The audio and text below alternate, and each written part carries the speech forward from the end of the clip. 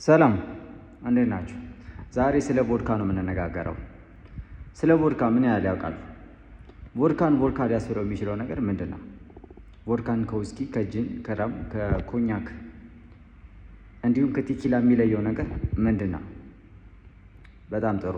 ስለዚህ እንነጋገራለን። ቮድካን ቮድካ የሚያስብሉ ነገሮች 4 መንገዶች ናቸው። እነሱም አንደኛው ዲስቲሌሽን ነው፣ ሁለተኛው ፊልትሬሽን ነው፣ ሶስተኛው የመጠጡ ዓላማ ነው፣ አራተኛው ደግሞ የቮድካ ፊሎዞፊ ነው፣ የራሱ የሚከተላቸው ፍልስፍናዎች ማለት ነው። ቮድካን ቮድካ የሚያስብለው ነገር ምንድን ነው? ቮድካ ከምን ከምን ይዘጋጃል? ቮድካ ከምን ከምን ይዘጋጃል? ከድንች አይደለም።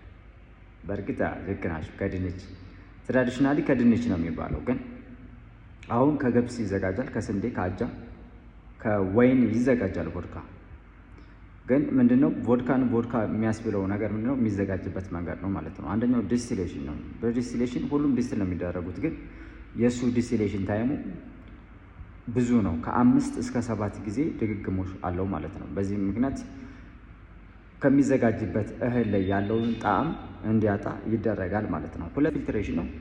ፊልትሬሽን ላይ ደግሞ በፊልትሬሽን ጊዜ ደግሞ ምንድነው ከዲስቲሌሽን ያመለጠው የእህሉ ፍሌቨር ጣዕም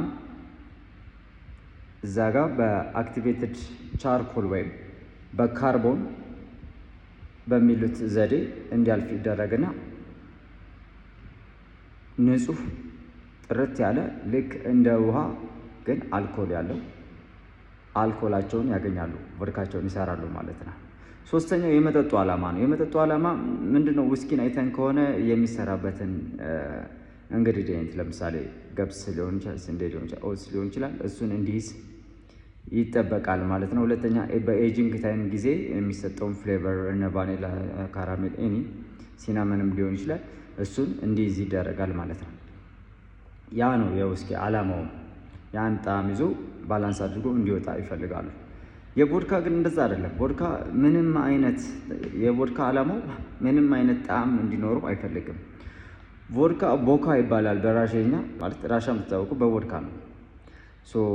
ስለዚህ ምንድን ነው የቮድካ ዓላማው ምንም አይነት የማይገመት ከምን እንደተዘጋጀ እንዲታወቅበት የማይፈልግ ንጹህ እንደ ውሃ ምንም አይነት ከለር የሌለው እንዲሆን ይፈልጋል ማለት ነው። አራተኛ ያልኳችሁ ፊሎዞፊውም እንደዛው ተመሳሳይ ነው። ከዚሁ ጋር ውሃ መምሰል ነው የሚፈልገው።